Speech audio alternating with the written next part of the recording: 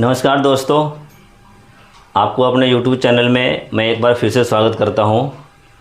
और दोस्तों, मैं बताना चाहता हूं कि आज मेरा भारत पे में आखिरी दिन है। मैंने तकरीबन 3 साल भारत पे में दिए हैं और मैं जब भारत पे में ज्वाइन किया था तो एक FSC as a FSC join किया था, फील्ड सेल्स एग्जीक्यूटिव, अगस्त 2020 में। उसके बाद मैं टीम लीडर बना। टीम लीडर बनने के बाद मैं एरिया सेल्स मैनेजर बना और अभी मैंने भारत पे को अलविदा कह दिया है। तो इसके पीछे मैं आपको कुछ बताना चाहता हूँ कि 2.5 साल का सफ़र में मैंने FSC से TM एरिया सेल्स मैनेजर तक मैं पहुँचा हूँ। कुछ लोग तो मैंने देखा है कि 6 साल, 5 साल, 4 साल जहाँ से उन्होंने शुरुआत किया था आज भी वो वहीं पे है, कुछ भी उन्नति नहीं हुई उनकी। लेकिन मैंने भारत पे इतने अच्छे पोजीशन पे आने के बाद में क्यों छोड़ा। दोस्तों, मैं अपने वीडियो में आज मैं थोड़ा समय लूँगा आपसे, और मैं आप स्किप मत करना, वीडियो को पूरा देखना। FSC में मैंने किस तरह से काम किया जिसकी वजह से मैं टीम लीडर बना, और टीम लीडर के में मैंने किस तरह से काम किया कि मैं एरिया सेल्स मैनेजर बना। शायद आप उसको फॉलो करेंगे तो आप भी बहुत कम समय में भारत पे में एक अच्छे पोजीशन पे जा सकते हैं। उसके पहले मैं आपको बताना चाहूँगा कि मैंने भारत पे क्यों छोड़ा, मेरा क्या रीज़न है। क्योंकि होता क्या है कि हम जो चाहते हैं ज़िंदगी में कुछ और करते कुछ और है। हमारी मंजिल कहीं और होती है और हमारे रास्ते अलग होते हैं जो कभी मिलती नहीं है, और आखिर में निराशा मिलती है कि काश मैंने ये डिसीजन पहले लिया होता तो शायद मेरी ज़िंदगी आज कुछ और होती। ये जो समस्याएं मैं आज झेल रहा हूँ वो समस्या मैं नहीं झेलता। तो मैं कुछ बोर्ड पे आपको दिखाना चाहता हूँ। ये मेरे गुरु थे विनय कुमार पंदे करके, उन्होंने मुझे बताया था स्टार्टिंग में, मैंने उनका हर कदम पे फॉलो किया है। एक फोर्ब्स मैगज़ीन आती है, उस मैगज़ीन में एक सर्वे आया था कि 1940 में जिस परिवार की इनकम महीने का 10 रुपया होता था ना, उसका घर आराम से चलता था। 1960 में 100 रुपया होता था तो चलता था, 1980 में 1000 रुपया होता था तो चलता था, और 2000 में अगर महीने का 10,000 होता था तो चलता था। उसी तरह से 2020 में महीने की आमदनी अगर 1 लाख रुपया होती थी तो चलती थी। और मैं बता रहा हूँ कि 2020 के बाद 2040 भी आएगा। 2020 के बाद में 2040 भी आएगा। अगर हमने अपनी दिशा नहीं चेंज करी तो क्या 2040 नहीं आएगा? आएगा। हम कुछ करें या ना करें 2040 तो आना है। तो उस समय अगर हमारी इनकम 10 लाख रुपया नहीं होगी तो क्या हम एक अच्छी ज़िंदगी जी सकते हैं? हम हमारे बच्चों को एक अच्छी स्कूल में पढ़ा सकते हैं? नहीं कर सकते। मेरे जॉब छोड़ने के पीछे क्या था कि मैं और पैसे के आधार पे दुनिया में लोगों को 4 कैटेगरी में बांटा गया है। एक ऐसा वर्ग है जिसके पास में टाइम है लेकिन पैसा नहीं है। टाइम है लेकिन पैसा नहीं है, ये होते हैं बेरोजगार लोग, जिनके पास में टाइम होता है लेकिन उनके पास कोई काम नहीं होता है, इसलिए उनके पास में पैसा नहीं होता है। एक ऐसा वर्ग होता है जिसके पास में समय भी नहीं होता है और पैसा भी नहीं होता है। ये लोग बोलते हैं कि जहर खाने को पैसे नहीं और मरने की भी फुर्सत नहीं है। एक ऐसे वर्ग होते हैं जिसके पास में टाइम नहीं है लेकिन पैसा कम ज़्यादा है। इसी कैटेगरी में नौकरी करने वाले आते हैं। आप महीने का 10 लाख रुपया कमा लो लेकिन उस पैसे को एंजॉय करने के लिए आपके पास में समय नहीं होता है। आपका बॉस अगर रात में बोले कि आज दिन है अभी, तो आपको वो दिन ही मानना पड़ेगा, उसको रात नहीं मान सकते। हर एक चीज़ आपको पूछकर करनी होती है। छुट्टी भी लेनी है ना तो पूछते हैं बॉस कल मुझे छुट्टी चाहिए, मिलेगी क्या? अगर बॉस ने हाँ बोला तो जाओ, नहीं बोला तो मत जाओ।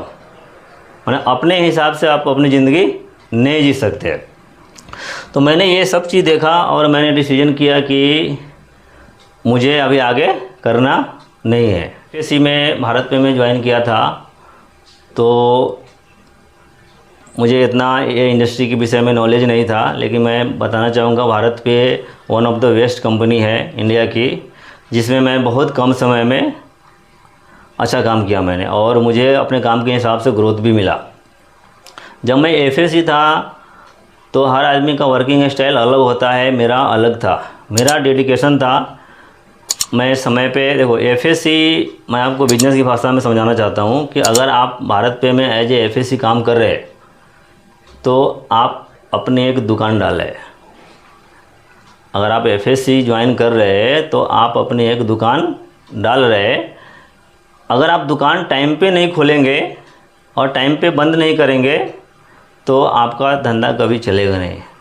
उसी तरह से एफएससी जो है ना, अगर समय से मार्केट नहीं जाता है, कॉलिंग्स नहीं होते उसके, तो उसकी अर्निंग नहीं होगी। अर्निंग नहीं होगी तो फिर आगे सर्वाइव वो कर नहीं पाएगा। और दूसरी जो बातें होती है कि हम जो मार्केट में सेलिंग करते, चाहे वो स्पीकर बेचे या स्वाइप मशीन बेचे या लोन बेचे, तो हम लोग के ऊपर एक टारगेट का प्रेशर होता है। उस टारगेट की प्रेशर की वजह से बहुत सारी गलतियां कुछ लोग तो जानबूझ के करते हैं और कुछ लोग जाने अनजाने में करते हैं। कस्टमर को पूरे प्रोडक्ट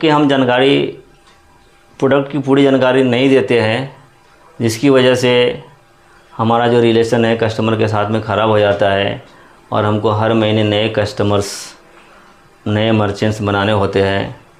और महीना दर महीना सेल्स में कहावत है कि रोज़ कुआं खोदो और रोज़ पानी पियो, लेकिन मैंने ऐसा नहीं किया। मेरा एक सिंगल कस्टमर नहीं है, सिंगल मर्चेंट नहीं है जिसने मुझे बाद में कॉल किया हो कि आपने मुझे गलत बता करके स्पीकर बेचा है या गलत बता करके स्वाइप मशीन बेचा है, या और आपने गलत मुझे कमिटमेंट किया था कि ऑनबोर्डिंग के साथ में आपको ये मिलेगा। मैंने ऐसा कभी नहीं किया। दोस्तों, मैं बताना चाहूँगा कि अगर आप सच्चाई और ईमानदारी के साथ में काम करते हैं, भारत पे में ही नहीं कहीं भी, तो आप एक अच्छा पैसा बना सकते हैं, अच्छा ग्रोथ कर सकते हैं और एक अच्छी लाइफ स्टाइल अपने घर को, अपने परिवार को दे सकते हैं। सब कुछ आपके हाथ में डिपेंड करता है कि आपको कैसे करना है। दूसरा, मैं बोलना चाहूँगा कि टारगेट का प्रेशर कभी अपने ऊपर मत लो। आप एक इंडिपेंडेंट बिजनेस ओनर हो, एक मालिक हो। आपको तय करना है कि आपको कितना कमाना है। कोई दूसरा डिसीजन नहीं करना चाहिए कि हाँ तुमको इतना कमाना है, तुम इस तरह से काम करो, ऐसा कभी नहीं होना चाहिए। आपको खुद तय करना चाहिए कि मुझे कितना अर्निंग करना है, कितने पैसे बनाने हैं अपने परिवार के लिए। सच्चाई एवं ईमानदारी के साथ काम करेंगे, आप ज़रूर आगे बढ़ सकते हैं, यहाँ ही नहीं किसी भी इंडस्ट्री में। दूसरी बात ना, तो टीम लीडर क्या होता है, अगर हम एफएससी को एक बोलते हैं कि आपने एक दुकान डाली है, तो टीम लीडर एक होलसेलर होता है। होलसेलर मीन्स क्या होता है कि उसके अंडर में बहुत सी दुकानें होती है जिसको वो माल सप्लाई करता है और फिर वो पैसे कमाता है। तो टीम लीडर भी जस्ट है कि आपके अंदर में बहुत सारे एफएससीज होते हैं, वो एफएससीज के अर्निंग के ऊपर ही आपकी अर्निंग डिपेंड करती है। एफएससीज के नंबर के ऊपर ही आपका जो इनकम डिपेंड करता है। तो उसके साथ में एफएससीज को समझना ज़रूरी है, उसको कोऑपरेट करना ज़रूरी है। कहीं भी अगर उसको दिक्कत आती है, परेशानी आती है, तो उसका हेल्प करना ज़रूरी होता है। कभी भी किसी एफओएस को ये मत बोलिए कि भाई तू काम नहीं करेगा तो तेरी आईडी में बंद कर दूंगा। ये सब कहने की ज़रूरत नहीं है। प्यार मोहब्बत से काम करेंगे तो हो सकता है, नहीं तो अगर आपने दूसरा रास्ता अख्तियार किया तो कोई एफएससी या कोई भी किसी की जागीर नहीं होता है। वो कभी भी वो आपके साथ में काम करना बंद कर सकता है। फिर आप कितना भी ढूंढिए लेकिन आपको बंदे नहीं मिलेंगे। आज डेडिकेटेड बंदा मिलना मुश्किल है। डेडिकेटेड बंदा मिलना मुश्किल है। तो जो आपको मिला है उसका सदुपयोग करिए और उसके साथ में आगे बढ़िए और काफ़ी अच्छा अर्निंग है। और मैं एफएससी की तरह आपको ये बताना चाहूँगा कि अपने इनकम के अलग अलग सोर्स रखिए, अपने इनकम के अलग अलग सोर्स रखिए, क्योंकि जो आप टीम बना रहे हैं ना वो किस दिन जीरो हो जाएगा आपको मालूम भी नहीं पड़ेगा। आपकी तबीयत अगर ख़राब हो गई, ज़्यादा दिन आप बीमार पड़ गए, तो आपका बॉस ये नहीं समझेगा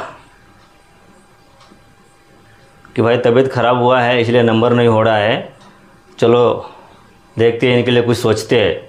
आपका नंबर होगा तो पैसा आएगा, नंबर नहीं होगा तो पैसा नहीं आएगा।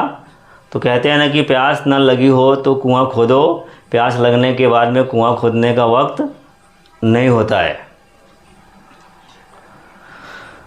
दोस्तों, मैं ये बोलना चाहूँगा कि अपने टारगेट को पूरा करने के लिए चाहे बॉस का कितना भी बड़ा प्रेशर क्यों नहीं हो, कभी गलत रास्ता अख्तियार मत करना, कभी गलत तरीके मत अपनाना।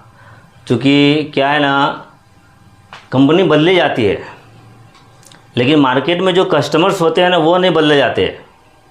अगर उनके साथ में अगर आपका व्यवहार अच्छा है तो आज आप भारत पे की ओर से जा रहे हैं तो आपका सुन रहा है, कल को किसी और कंपनी की ओर से भी जाएंगे, कुछ और भी आपका खुद का भी काम होगा, कुछ प्रोजेक्ट होगा, कुछ भी होगा XYZ, सामने वाला आपकी सुनेगा।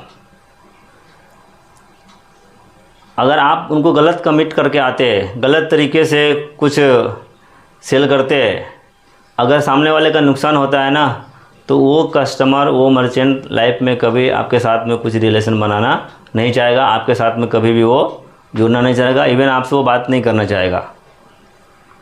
तो अक्सर ऐसा होता है कि लोग करते हैं कि वो लोग सिर्फ वर्तमान को देखते हैं कि अभी चाहिए, अभी अभी, तो ऊपर से प्रेशर आया, बेचो स्वाइप, चाहे उसको MDR मत बताओ, रेंट मत बताओ, लेकिन लोग बेचते हैं।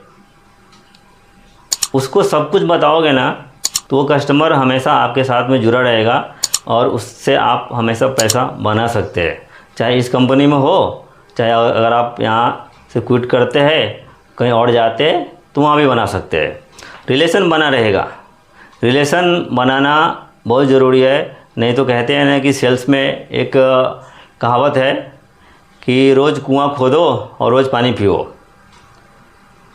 लेकिन अगर आपका रिलेशन मार्केट में अच्छा है, व्यवहार अच्छा है, अगर आपने किसी को कुछ गलत कमिटमेंट नहीं किया है, किसी का कुछ नुकसान नहीं पहुंचाया है, तो आप एक पाइपलाइन बनाते हैं जो आपको हमेशा पैसा दे सकता है।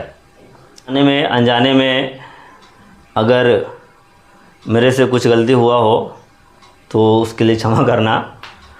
ये न शिकायत करेंगे, एक नई ज़िंदगी की शुरुआत करेंगे, न शिकवा करेंगे न शिकायत करेंगे, एक नई ज़िंदगी की शुरुआत करेंगे। जो हुआ मेरे साथ उसके काबिल तो नहीं थे, मुकद्दर था मेरा, इसे स्वीकार करेंगे।